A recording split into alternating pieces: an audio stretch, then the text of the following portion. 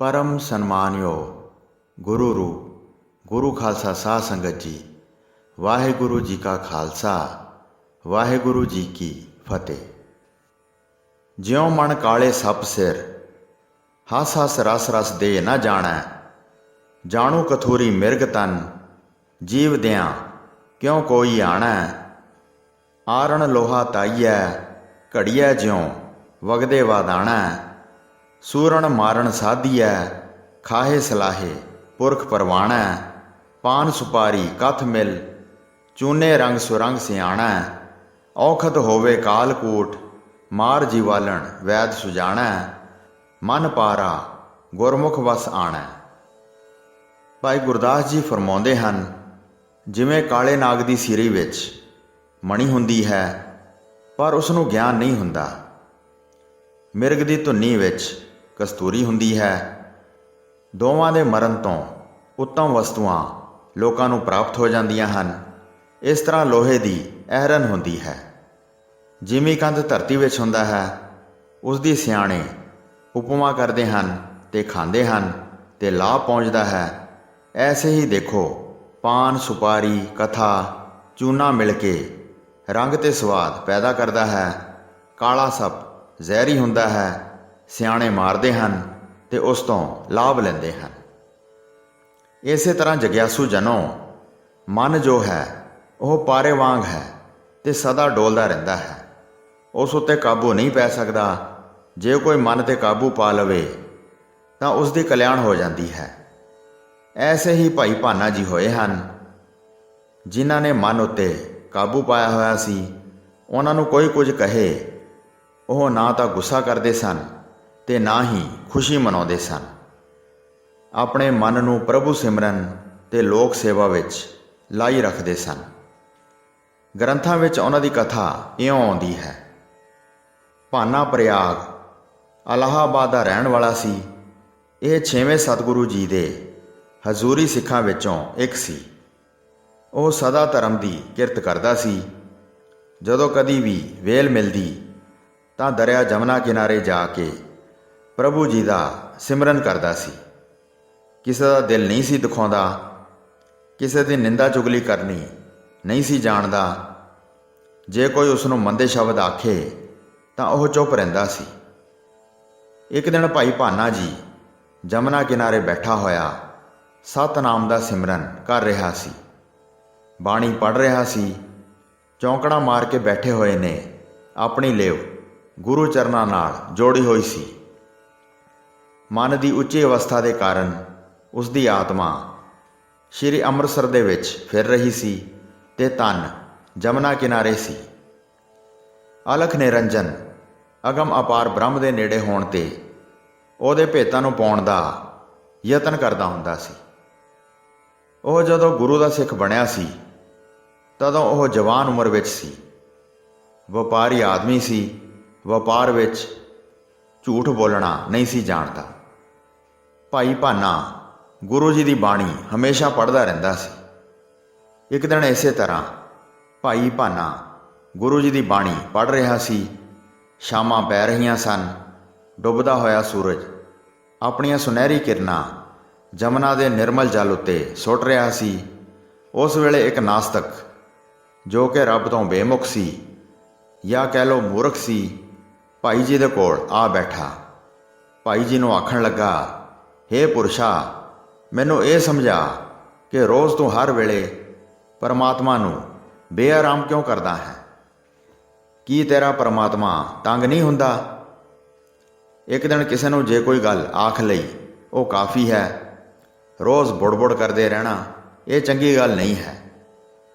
ਭਾਈ ਭਾਨੇ ਨੇ ਨਾਸਤਕ ਦੇ ਕੌੜੇ ਬਚਨਾਂ ਦਾ ਗੁੱਸਾ ਨਹੀਂ ਕੀਤਾ ਤੇ ਪ੍ਰੇਮ ਨਾਲ ਆਖਣ ਲੱਗਾ, ਸੁਣ ਨੇਕ ਪੁਰਸ਼ਾ, ਮੈਂ ਬਹੁਤ ਗਿਆਨੀ ਤਾਂ ਨਹੀਂ, ਪਰ ਜੋ ਕੁਝ ਮੈਂ ਸਮਝਦਾ ਹਾਂ ਤੈਨੂੰ ਸਮਝਾਉਣ ਦਾ ਯਤਨ ਕਰਦਾ ਹਾਂ। ਧਿਆਨ ਨਾਲ ਸੁਣ। ਜਿਵੇਂ ਕਿਸੇ ਨੂੰ ਚੋਰ ਮਿਲਣ ਉਹ ਰਾਜੇ ਦੇ ਨਾਮ ਦੀ ਪੁਕਾਰ ਕਰਦਾ ਹੈ, ਉਹ ਚੋਰ ਨੱਸ ਜਾਂਦੇ ਹਨ ਕਿਉਂਕਿ ਚੋਰਾਂ ਨੂੰ ਭੈ ਹੁੰਦਾ ਹੈ ਕਿ ਰਾਜਾ ਉਹਨਾਂ ਨੂੰ ਦੰਡ ਨਾ ਦੇਵੇ। ਇਸੇ ਤਰ੍ਹਾਂ ਮਨੁੱਖ ਦੇ ਦੁਆਲੇ ਕਾਮ, ਕ੍ਰੋਧ, ਲੋਭ, ਮੋਹ ਤੇ ਹੰਕਾਰ 5 ਚੋਰ ਹਨ। ਉਹ ਜੀਵ ਨੂੰ ਸੁੱਖ ਨਾਲ ਬੈਠਣ ਨਹੀਂ ਦਿੰਦੇ, ਜੀਵ ਦਾ ਭਵਿੱਖਤ ਲੁੱਟਦੇ ਹਨ, ਪਾਪ ਕਰਮ ਵੱਲ ਪ੍ਰੇਰਦੇ ਹਨ। ਉਹਨਾਂ ਪੰਜਾਂ ਚੋਰਾਂ ਤੋਂ ਛੁਟਕਾਰਾ ਪਾਉਣ ਵਾਸਤੇ ਜ਼ਰੂਰੀ ਇਹ ਹੈ ਕਿ ਸਤਿਗੁਰਾਂ ਦੇ ਦੱਸੇ ਢੰਗ ਨਾਲ ਰਾਜਿਆਂ ਦੇ ਰਾਜੇ ਭਗਵਾਨ ਦੇ ਨਾਮ ਦਾ ਸਿਮਰਨ ਕੀਤਾ ਜਾਵੇ। ਨਾਲ ਹੀ ਜੇ ਅਸੀਂ ਭਗਵਾਨ ਨੂੰ ਚੇਤੇ ਰੱਖੀਏ ਤਾਂ ਉਹ ਵੀ ਸਾਨੂੰ ਚੇਤੇ ਰੱਖਦਾ ਹੈ। ਸਾਸ ਸਾਸ ਨਾਮ ਚੇਤੇ ਰੱਖਣਾ ਚਾਹੀਦਾ ਹੈ। ਭਗਵਾਨ ਨੂੰ ਭੁੱਲਣ ਵਾਲਾ ਆਪਣੇ ਆਪ ਨੂੰ ਭੁੱਲ ਜਾਂਦਾ ਹੈ। ਜੋ ਆਪਣੇ ਆਪ ਨੂੰ ਭੁੱਲ ਕੇ ਮੰਦੇ ਕਰਮ ਕਰਦਾ ਹੈ, ਮੰਦੇ ਕਰਮਾਂ ਦਾ ਫਲ ਇਹ ਹੁੰਦਾ ਹੈ ਕਿ ਉਸ ਦੀ ਆਤਮਾ ਦੁਖੀ ਹੁੰਦੀ ਹੈ। ਉਹ ਸੰਸਾਰ ਵਿੱਚ ਬਦਨਾਮ ਹੋ ਜਾਂਦਾ ਹੈ। ਉਸ ਨੂੰ ਕੋਈ ਵੀ ਚੰਗਾ ਨਹੀਂ ਸਮਝਦਾ। ਜਿਵੇਂ ਪੋਲੇ ਵਾਂਸ ਵਿੱਚ ਫੂਕ ਮਾਰਨ ਨਾਲ ਅਗਲੇ ਪਾਸੇ ਨਿਕਲ ਜਾਂਦੀ ਹੈ, ਵਾਂਸ ਉੱਤੇ ਕੋਈ ਅਸਰ ਨਹੀਂ ਹੁੰਦਾ, ਤਿਵੇਂ ਭਾਨੇ ਦੇ ਸ਼ੁਭ ਤੇ ਚੰਗੇ ਬਚਨਾਂ ਦਾ ਅਸਰ ਮੂਰਖ ਉੱਤੇ ਕੱਖ ਨਾ ਹੋਇਆ। ਇੱਕ ਕੰਨੋਂ ਸੁਣਿਆ ਤੇ ਦੂਸਰੇ ਪਾਸਿਓਂ ਬਾਹਰ ਕੱਢ ਦਿੱਤਾ। ਨਾਲ ਹੀ ਕ੍ਰੋਧਵਾਨ ਹੋ ਕੇ ਭਾਈ ਭਾਨੇ ਨੂੰ ਆਖਣ ਲੱਗਾ, ਮੂਰਖ, ਬੇਸਮਝ ਕਿਉਂ ਕੂੜ ਤੋਲੀ ਜਾਂਦਾ ਹੈ? ਨਾ ਕੋਈ ਪਰਮਾਤਮਾ ਹੈ ਤੇ ਨਾ ਕਿਸੇ ਨੂੰ ਯਾਦ ਕਰਨਾ ਚਾਹੀਦਾ ਹੈ। ਇਹ ਆ ਕਿ ਉਸਨੇ ਭਾਈ ਸਾਹਿਬ ਨੂੰ ਇੱਕ ਜ਼ੋਰ ਦਾ ਮੁੱਕਾ ਮਾਰਿਆ। ਮੁੱਕਾ ਮਾਰ ਕੇ ਆਪ ਤੁਰਦਾ ਹੋਇਆ ਰਾਹ ਵਿੱਚ ਜਾਂਦਾ ਜਾਂਦਾ ਭਾਈ ਜੀ ਤੇ ਪਰਮਾਤਮਾ ਨੂੰ ਗਾਲਾਂ ਕੱਢਦਾ ਹੋਇਆ ਤੁਰਿਆ ਗਿਆ। ਭਾਈ ਭਾਨਾ ਜੀ ਹੌਸਲੇ ਵਾਲੇ ਪੁਰਸ਼ ਸਨ। ਉਹਨਾਂ ਨੇ ਗੁੱਸਾ ਨਹੀਂ ਕੀਤਾ, ਸਗੋਂ ਉੱਠ ਕੇ ਘਰੇ ਚਲੇ ਗਏ। ਘਰ ਪਹੁੰਚ ਕੇ ਸਤਿਗੁਰਾਂ ਜੀ ਦੇ ਅੱਗੇ ਅਰਦਾਸ ਕੀਤੀ, ਸੱਚੇ ਪਾਤਸ਼ਾਹ, ਮੈਂ ਤਾਂ ਸ਼ਾਇਦ ਕਤਲ ਹੋਣ ਦੇ ਲਾਇਕ ਸਾਂ। ਆਪ ਦੀ ਮਿਹਰ ਹੈ ਕਿ ਇੱਕ ਮੁੱਕੇ ਨਾਲ ਹੀ ਖਲਾਸੀ ਹੋ ਗਈ ਹੈ। ਪਰ ਮੈਂ ਚਾਹੁੰਦਾ ਹਾਂ ਇਸ ਨਾਸਤਕ ਦਾ ਭਲਾ ਹੋਵੇ, ਇਹ ਸਿੱਧੇ ਰਸਤੇ ਲੱਗੇ। ਇਸ ਘਟਨਾ ਹੋਈ ਦੇ ਕੁਝ ਸਮੇਂ ਪਿੱਛੋਂ ਇੱਕ ਦਿਨ ਭਾਈ ਭਾਨਾ ਜੀ ਫਿਰ ਜਮਨਾ ਕਿਨਾਰੇ ਪਹੁੰਚੇ। ਅੱਗੇ ਜਾ ਕੇ ਕੀ ਦੇਖਦੇ ਹਨ ਕਿ ਉਹ ਨਾਸਤਕ ਉੱਥੇ ਬੈਠਾ ਹੋਇਆ ਸੀ।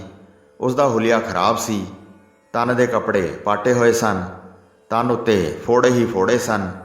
ਜਿਵੇਂ ਉਸ ਦੀ ਆਤਮਾ ਭ੍ਰਿਸ਼ਟੀ ਹੋਈ ਸੀ, ਤਿਵੇਂ ਉਸ ਦਾ ਤਨ ਵੀ ਭ੍ਰਿਸ਼ਟਿਆ ਗਿਆ। ਉਹ ਕੁਰਲਾ ਰਿਹਾ ਸੀ। ਉਸ ਦੇ ਅੰਗ ਅੰਗ ਵਿੱਚੋਂ ਪੀੜਾਂ ਨਿਕਲਦੀਆਂ ਸਨ। ਉਹਦਾ ਕੋਈ ਵੀ ਦਰਦੀ ਨਾ ਬਣਿਆ। ਭਾਈ ਭਾਨੇ ਜੀ ਨੂੰ ਦੇਖਦੇ ਸਾਰ ਉਹ ਸ਼ਰਮਿੰਦਾ ਜਿਹਾ ਹੋ ਗਿਆ ਤੇ ਆਪਣੀਆਂ ਅੱਖਾਂ ਹੇਠਾਂ ਕਰ ਲਈਆਂ। ਭਾਈ ਸਾਹਿਬ ਵੱਲ ਦੇਖ ਨਹੀਂ ਸਕਿਆ। ਉਸ ਦੀ ਮੰਦੀ ਦਸ਼ਾ ਉੱਤੇ ਭਾਈ ਸਾਹਿਬ ਜੀ ਨੂੰ ਬਹੁਤ ਤਰਸ ਆਇਆ। ਉਹਨਾਂ ਨੇ ਦਇਆ ਕਰਕੇ ਉਸ ਨੂੰ ਬਾਹੋਂ ਫੜ ਲਿਆ ਤੇ ਆਪਣੇ ਘਰ ਲੈ ਗਏ। ਘਰ ਲਿਆ ਕੇ ਸੇਵਾ ਕਰਨੀ ਸ਼ੁਰੂ ਕੀਤੀ। ਸਤਨਾਮ ਵਾਹਿਗੁਰੂ ਦਾ ਸਿਮਰਨ ਉਸ ਦੇ ਕੰਨਾਂ ਤੱਕ ਪਹੁੰਚਾਇਆ। ਉਸ ਨੂੰ ਸਮਝਾਇਆ ਕਿ ਰੱਬ ਜ਼ਰੂਰ ਹੈ। ਉਸ ਮਹਾਨ ਸ਼ਕਤੀ ਦੀ ਨਿੰਦਾ ਕਰਨੀ ਚੰਗੀ ਨਹੀਂ ਹੈ। ਹੌਲੀ ਹੌਲੀ ਉਸ ਦਾ ਸਰੀਰ ਅਰੋਗ ਹੋ ਗਿਆ। ਆਤਮਾ ਵਿੱਚ ਤਬਦੀਲੀ ਆ ਗਈ। ਉਹ ਪਰਮਾਤਮਾ ਨੂੰ ਯਾਦ ਕਰਨ ਲੱਗਾ। ਜਿਉਂ-ਜਿਉਂ ਸਤਨਾਮ ਆਖਦਾ ਗਿਆ, ਤਿਉਂ-ਤਿਉਂ ਉਹਦੇ ਸਰੀਰ ਦੇ ਸਾਰੇ ਰੋਗ ਦੂਰ ਹੁੰਦੇ ਗਏ। ਸਰਬ ਰੋਗ ਕਾ ਔਖਦ ਨਾਮ, ਕਲਿਆਣ ਰੂਪ ਮੰਗਲ ਗੁਣ ਗਾਮ। ਸਵਾਮੀ ਦਾ ਨਾਮ ਸਾਰੀਆਂ ਬਿਮਾਰੀਆਂ ਦਾ ਦਾਰੂ ਹੈ। ਸਵਾਮੀ ਦੀ ਕੀਰਤੀ ਗਾਇਨ ਕਰਨਾ ਪਰਮ ਪ੍ਰਸੰਨਤਾ ਅਤੇ ਮੁਕਤੀ ਦਾ ਸਰੂਪ ਹੈ। ਉਸਨੇ ਭਾਈ ਭਾਨੇ ਅੱਗੇ ਤਰਲਾ ਕੀਤਾ ਕਿ ਭਾਈ ਸਾਹਿਬ ਜੀ ਉਸ ਨੂੰ ਆਪਣੇ ਸਤਿਗੁਰਾਂ ਦੇ ਪਾਸ ਲੈ ਚੱਲਣ। ਗੁਰਾਂ ਦੇ ਦਰਸ਼ਨ ਕਰਕੇ ਉਹ ਵੀ ਤਰ ਜਾਵੇ, ਕਿਉਂਕਿ ਉਸਨੇ ਆਪਣੇ ਬੀਤੇ ਜੀਵਨ ਵਿੱਚ ਕੋਈ ਵੀ ਨੇਕੀ ਦਾ ਕੰਮ ਨਹੀਂ ਸੀ ਕੀਤਾ। ਇਹ ਸੁਣ ਕੇ ਭਾਈ ਭਾਨੇ ਨੂੰ ਖੁਸ਼ੀ ਹੋਈ। ਉਸਨੇ ਉਸੇ ਵੇਲੇ ਤਿਆਰੇ ਕੀਤੇ ਤੇ ਮੰਜ਼ਲੋਂ ਮੰਜ਼ਲੀ ਤੁਰ ਕੇ ਸ਼੍ਰੀ ਅੰਮ੍ਰਿਤਸਰ ਪਹੁੰਚ ਗਏ। ਅੱਗੇ ਸਤਿਗੁਰਾਂ ਦਾ ਦੀਵਾਨ ਲੱਗਾ ਹੋਇਆ ਸੀ। ਦੋਹਾਂ ਨੇ ਜਾ ਕੇ ਸਤਿਗੁਰਾਂ ਦੇ ਚਰਨਾਂ ਉੱਤੇ ਮੱਥਾ ਟੇਕਿਆ। ਗੁਰੂ ਜੀ ਨੇ ਮਿਹਰ ਕਰਕੇ ਭਾਈ ਭਾਨੇ ਦੇ ਨਾਲ ਉਸ ਨਾਸਤਕ ਨੂੰ ਵੀ ਤਾਰ ਦਿੱਤਾ ਤੇ ਉਹ ਗੁਰੂ ਦਾ ਸਿੱਖ ਬਣ ਗਿਆ। ਮੁੜ ਕੇ ਉਹ ਕਿਤੇ ਵੀ ਨਾ ਗਿਆ। ਗੁਰੂ ਕੇ ਲੰਗਰ ਵਿੱਚ ਸੇਵਾ ਕਰਕੇ ਜਨਮ ਸਫਲਾ ਕਰਦਾ ਰਿਹਾ। ਇਸੇ ਤਰ੍ਹਾਂ ਮਨ ਉੱਤੇ ਕਾਬੂ ਪਾਉਣ ਵਾਲੇ ਭਾਈ ਭਾਨੇ ਨੇ ਬਹੁਤ ਲੋਕਾਂ ਨੂੰ ਗੁਰੂ ਘਰ ਵਿੱਚ ਲਿਆਂਦਾ। ਜੀਏ ਪ੍ਰਾਣ ਤੁਮ ਪਿੰਡ ਦੀਨ, ਮੁਗਧ ਸੁੰਦਰ ਧਾਰ ਜੋਤ ਕੀਨ। ਹੇ ਪ੍ਰਭੂ ਜੀ, ਮੈਨੂੰ ਜਿੰਦੜੀ ਜਿੰਦ ਜਾਨ ਅਤੇ ਦੇਹ ਪ੍ਰਦਾਨ ਕੀਤੇ ਹਨ। ਤੂੰ ਆਪਣਾ ਪ੍ਰਕਾਸ਼ ਅੰਦਰ ਟਿਕਾ ਕੇ ਆਪਣੀ ਜੋਤ ਨੂੰ ਤੂੰ ਸਰੀਰਾਂ ਵਿੱਚ ਟਿਕਾ ਕੇ ਮੈਂ ਮੂਰਖ ਨੂੰ ਤੂੰ ਸੋਹਣਾ ਸੁਨੱਖਾ ਬਣਾ ਦਿੱਤਾ ਹੈ। ਸਭ ਜਾਚਕ ਪ੍ਰਭ ਤੁਮ ਦਇਆਲ, ਨਾਮ ਜਪਤ ਹੋਵਤ ਨਿਹਾਲ। हे प्रभु जी, हे साईं जी, तू ਮਿਹਰਬਾਨ ਹੈ ਤੇ ਸਾਰੇ ਹੀ ਤੇਰੇ ਮੰਗਤੇ ਹਨ। ਤੇਰੇ ਨਾਮ ਨੂੰ ਉਚਾਰ ਕੇ ਪ੍ਰਾਣੀ ਪਰਮ ਪ੍ਰਸੰਨ ਹੋ ਜਾਂਦਾ ਹੈ। ਮੇਰੇ ਪ੍ਰੀਤਮ ਕਾਰਨ ਕਰਨ ਜੋਗ, ਹਉ ਪਾਵੋ ਤੁਮ ਤੇ ਸਗਲ ਥੋਕ। ਮੇਰੇ ਪਿਆਰਿਆ, ਤੂੰ ਮਿਹਰਬਾਨ ਹੈ, ਸਾਰੇ ਹੀ ਤੇਰੇ ਮੰਗਤੇ ਹਨ। ਸਾਰੀਆਂ ਵਸਤੂਆਂ ਮੈਨੂੰ ਤੇਰੇ ਪਾਸੋਂ ਪ੍ਰਾਪਤ ਹੁੰਦੀਆਂ ਹਨ। ਨਾਮ ਜਪਤ ਹੋਵਤ ਉਧਾਰ, ਨਾਮ ਜਪਤ ਸੁਖ ਸਹਿਜ ਸਾਰ। ਪਰਮਾਤਮਾ ਦਾ ਨਾਮ ਜਪਦਿਆਂ ਜਗਤ ਤੋਂ ਪਾਰ ਉਤਾਰਾ ਹੁੰਦਾ ਹੈ। ਨਾਮ ਦਾ ਸਿਮਰਨ ਕਰਨ ਨਾਲ ਜੀਵ ਮੁਕਤ ਹੋ ਜਾਂਦਾ ਹੈ। ਨਾਮ ਦਾ ਸਿਮਰਨ ਕਰਨ ਨਾਲ ਜੀਵ ਨੂੰ ਸ੍ਰੇਸ਼ਟ ਸੁਖ ਪ੍ਰਾਪਤ ਹੋ ਜਾਂਦੇ ਹਨ ਤੇ ਅਡੋਲਤਾ ਪ੍ਰਾਪਤ ਹੋ ਜਾਂਦੀ ਹੈ। ਨਾਮ ਜਪਤ ਪਤ ਸੋਭਾ ਹੋਏ, ਨਾਮ ਜਪਤ ਬਿਗਨ ਨਾਹੀ ਕੋਏ। ਨਾਮ ਦਾ ਸਿਮਰਨ ਕਰਨ ਦੁਆਰਾ ਇਨਸਾਨ ਨੂੰ ਇੱਜ਼ਤ ਆਬਰੂ ਤੇ ਪ੍ਰਭਤਾ ਦੀ ਦਾਤ ਮਿਲਦੀ ਹੈ। ਨਾਮ ਦਾ ਸਿਮਰਨ ਕਰਨ ਦੁਆਰਾ ਪ੍ਰਾਣੀ ਨੂੰ ਕੋਈ ਔਕੜ ਪੇਸ਼ ਨਹੀਂ ਆਉਂਦੀ। ਜਾ ਕਾਰਨ ਇਹ ਦੁਲਭ ਦੇ, ਸੋ ਬੋਲ ਮੇਰੇ ਪ੍ਰਭੂ ਦੇ। हे ਮੇਰੇ ਪ੍ਰਭੂ, ਜਿਸ ਹਰ ਨਾਮ ਦੇ ਜਪਣ ਵਾਸਤੇ ਤੇਰੀ ਮਿਹਰ ਨਾਲ ਇਹ ਦੁਰਲਭ ਮਨੁੱਖਾ ਸਰੀਰ ਮਿਲਿਆ ਹੈ, हे ਮੇਰੇ ਸੁਆਮੀ, ਉਸ ਦੇ ਨਾਮ ਦਾ ਉਚਾਰਨ ਮੈਨੂੰ ਪ੍ਰਦਾਨ ਕਰ। ਸਾਧ ਸੰਗਤ ਮੈਂ ਇਹੋ ਵਿਸਰਾਮ, ਸਦਾ ਹਿਰਦੈ ਜਪੀ ਪ੍ਰਭ ਤੇਰੋ ਨਾਮ। ਮੇਰਾ ਇਹ ਮਨ ਸਾਧ ਸੰਗਤ ਵਿੱਚ ਟਿਕਾਣਾ ਪ੍ਰਾਪਤ ਕਰੀ ਰੱਖੇ। हे ਪ੍ਰਭੂ, ਮਿਹਰ ਕਰ, ਮੈਂ ਸਦਾ ਤੇਰਾ ਨਾਮ ਜਪਦਾ ਰਹਾਂ। ਤੁਝ ਬਿਨ ਦੂਜਾ ਕੋਈ ਨਾਹੇ, ਸਭ ਤੇਰੋ ਖੇਲ ਤੁਝ ਮੈਂ ਸਮਾਹੇ। ਜਿਉ ਭਾਵੈ ਤਿਉ ਰਾਖ ਲੇ, ਸੁਖ ਨਾਨਕ ਪੂਰਾ ਗੁਰ ਮਿਲੇ। हे ਪ੍ਰਭੂ, ਤੇਥੋਂ ਬਿਨਾਂ ਮੈਨੂੰ ਕੋਈ ਹੋਰ ਆਸਰਾ ਨਹੀਂ ਹੈ। ਇਹ ਸਾਰਾ ਜਗਤ ਤਮਾਸ਼ਾ ਤੇਰਾ ਹੀ ਬਣਾਇਆ ਹੋਇਆ ਹੈ। ਸਾਰੇ ਜੀਵ ਤੇਰੇ ਵਿੱਚ ਹੀ ਲੀਨ ਹੋ ਜਾਂਦੇ ਹਨ। ਜਿਵੇਂ ਤੈਨੂੰ ਚੰਗਾ ਲੱਗੇ ਤਿਵੇਂ ਹੀ ਮੇਰੀ ਰੱਖਿਆ ਕਰੋ। ਅਖੀਰ 'ਚ ਪੰਜਵੇਂ ਪਾਤਸ਼ਾਹ ਫਰਮਾਉਂਦੇ ਹਨ, हे ਨਾਨਕ, ਜਿਸ ਮਨੁੱਖ ਨੂੰ ਪੂਰਾ ਗੁਰੂ ਮਿਲ ਪੈਂਦਾ ਹੈ, ਉਸ ਨੂੰ ਆਤਮਕ ਆਨੰਦ ਪ੍ਰਾਪਤ ਹੁੰਦਾ ਹੈ। ਹੋਈਆਂ ਭੁੱਲਾਂ ਚੁੱਕਾਂ ਦੀ ਖਿਮਾ ਬਖਸ਼ਣੀ ਜੀ। ਦਾਸ ਨੂੰ ਆਗਿਆ ਦਿਓ। ਵਾਹਿਗੁਰੂ ਜੀ ਕਾ ਖਾਲਸਾ, ਵਾਹਿਗੁਰੂ ਜੀ ਕੀ ਫਤਿਹ।